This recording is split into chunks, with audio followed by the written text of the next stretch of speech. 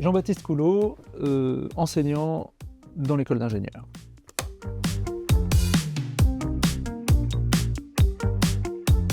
Donc le projet est un projet ludique qui a pour but d'utiliser le jeu pour découvrir des notions mathématiques. Et donc, vous voyez, je pense que beaucoup reconnaîtront ici un plateau de type qui est.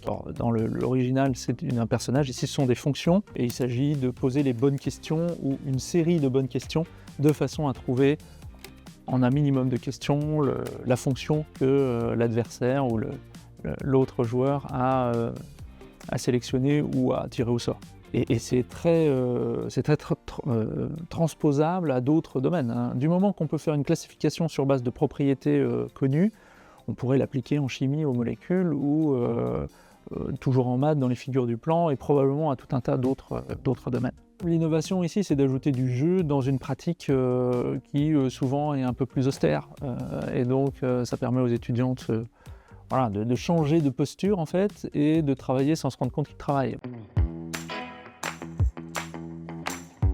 Je suis Buffo Salvatore, je suis enseignant à l'ALA en bachelier automobile. Donc ce projet soutenu par le BIP consiste à l'utilisation d'un casque de réalité virtuelle pour réaliser des opérations sur des batteries de véhicules haute tension. Je trouve important que l'ALA soutienne ce type d'initiative parce que le monde de l'automobile évolue fortement, les technologies évoluent fortement. Nos étudiants doivent aussi suivre cette technologie et être prêts à rentrer dans le monde du travail en ayant le plus d'armes possible. Donc, en tant qu'enseignant, la plus-value, c'est principalement de minimiser les risques électriques. Je pense que c'est une responsabilité importante pour l'enseignant de savoir que nos étudiants travaillent sur de la haute tension. Il y a des dangers inhérents à ce genre de technologie. Un deuxième point, c'est le fait qu'on ne doit pas acheter tout le matériel inhérent à cette technologie. Il faut se rendre compte que pour faire ce que l'étudiant est en train de faire là pour l'instant, il faut quasi être habillé comme un apiculteur pour pouvoir travailler sur ce genre de matériel.